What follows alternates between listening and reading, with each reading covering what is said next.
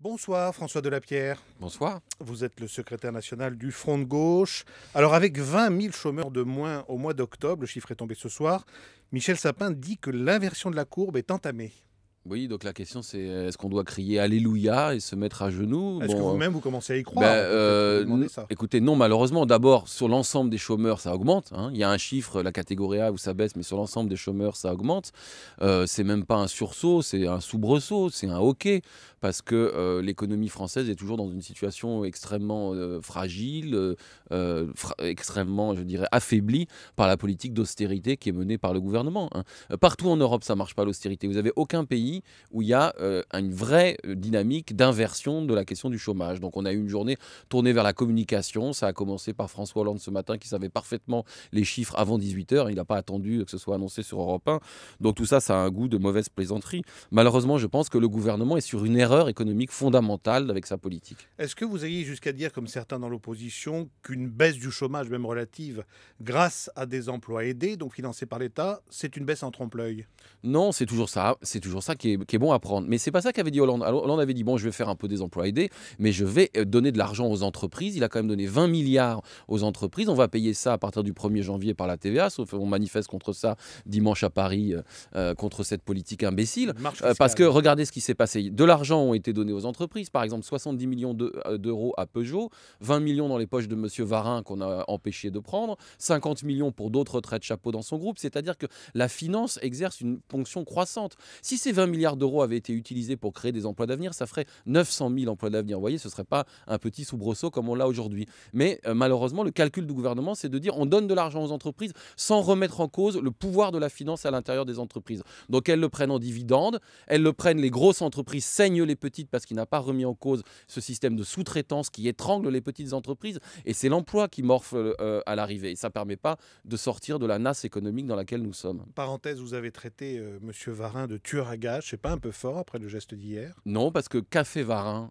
Il n'a rien fait d'autre que de licencier des gens dans son entreprise et de servir des dividendes aux actionnaires. Donc ces 20 millions d'euros, c'était effectivement les gages du tueur à gages. C'est quelqu'un qui a amené son entreprise dans une situation absolument désastreuse. On a parlé de dividendes excessifs, ça ce sont des rapports officiels qui l'ont dit. Et effectivement, les dividendes étaient excessifs. Mais c'est ça qu'apprécient les actionnaires qui se sont gavés sur le dos du groupe. Je suis content, on a bien fait de gueuler. Et il faut dire que c'est un syndicat qui a levé l'information au début. C'est pas l'État qui pourtant a donné de l'argent à cette entreprise. C'est pas le MEDEF qui est censé faire de l'autosurveillance, c'est même pas les médias, monsieur Faux, c'est le syndicat qui a fait son travail de révéler ce scandale et qui a permis que ce soit empêché. Et aujourd'hui, tout le monde applaudit. Alors, vous Voilà. parliez tout à l'heure de la marche fiscale de dimanche. Jean-Luc Mélenchon a proposé une révolution fiscale Oui, qui instaurerait 14 tranches au lieu de 5 actuellement. oui. Pourquoi 14? Bah pour qu'il y ait un impôt qui soit progressif. Bon, on passe pas d'un seul coup. Nous, on est pour une tranche supérieure de 100%. Au-delà d'un certain niveau, l'enrichissement n'a pas de sens. Enfin, le seul sens, c'est un message très mauvais Ça serait envoyé à quoi la le certain société. niveau? Au-delà de plus de 360 000 euros par an, calculé en fonction du salaire médian. Vous voyez, ça permet de quoi vivre. Et puis après, il faut lisser. Parce que si on ne lisse pas, ça veut dire qu'on ponctionne de manière excessive les classes moyennes. Il faut que l'impôt s'exerce effectivement sur ceux qui ont le plus. Bon. Aujourd'hui, l'impôt français est de moins en moins progressif. Ceux qui ont le plus d'argent, notamment les revenus du capital, y échappent. Et ce sont les revenus populaires et moyens qui sont frappés par la TVA, qui ne peuvent pas épargner, qui consomment la majeure partie de leurs revenus, qui sont touchés. Et ce système fiscal est aggravé, cette injustice fiscale est aggravée par les décisions du gouvernement, notamment la hausse de la TVA qu'ils ont décidé pour le 1er janvier prochain, pour payer le cadeau aux entreprises dont nous avons vu la magnifique efficacité ces derniers temps. François Delapierre, vous êtes en quelque sorte, on peut dire, le numéro 2 du Front de gauche, derrière Jean-Luc Mélenchon. On est parfois surpris par la véhémence du ton qu'il emploie vis-à-vis de certains responsables politiques. Oui, vous peut-être. Ben non, mais quand il parle, par exemple, quand il dit du président de la République, l'autre hypocrite, là, est-ce que c'est très républicain comme langage? Que c'est Mais écoutez, vous savez, la vision que vous en avez dit beaucoup de qui vous êtes, plus que de Jean-Luc Non, c'est une Mélenchon. question que je vous pose. Non, non, mais je vous en fais pas le reproche, mais essayez de vous mettre un instant dans la situation d'un des licenciés de PSA qui se fait jeter à la rue. De ces gens qui sont au chômage de longue durée, qui explosent, et puis il y a cette espèce d'opération de communication, le président qui dit « Ah, ça va pas s'inverser, finalement ça s'inverse ». Il y a là une violence qui s'exerce contre toute une partie Oui, de mais la est-ce que celui société que vous avez qui soutenu il y a est 18 mois effacée. présidentiel mérite tant de vraiment Mais raison de de plus. mots Euh, durs et un Écoutez, peu raison de plus, définitifs. nous avons appelé à battre Nicolas Sarkozy, nous avons fait la victoire de François Hollande, donc nous sommes très bien placés pour lui rappeler notre existence en des termes où nous lui rappelons qu'il a fait président de la République, hein.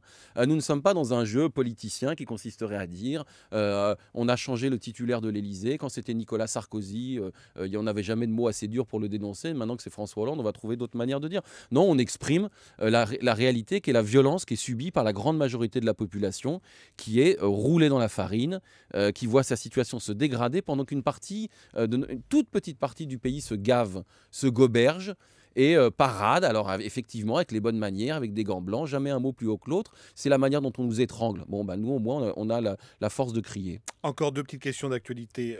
Le budget, retoqué en première lecture au Sénat, Oui. après la loi sur la sécurité sociale.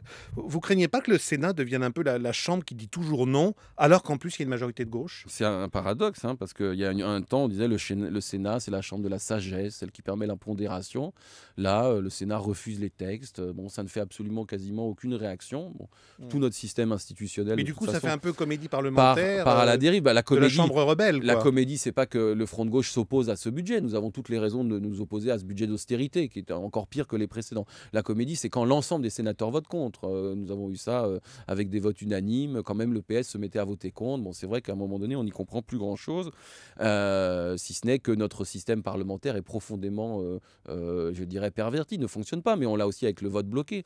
Nous avons un gouvernement qui gouverne contre sa majorité. Il oblige un certain nombre de parlementaires qui sont censés le soutenir à voter la réforme des retraites. C'est ce qu'il a fait avec le vote bloqué dont il disait au moment de Nicolas Sarkozy que c'était un déshonneur quand Sarkozy l'utilisait. Bon. Il ne reste malheureusement dans la politique d'austérité que cette espèce de passage en force permanent parce que beaucoup de gens résistent.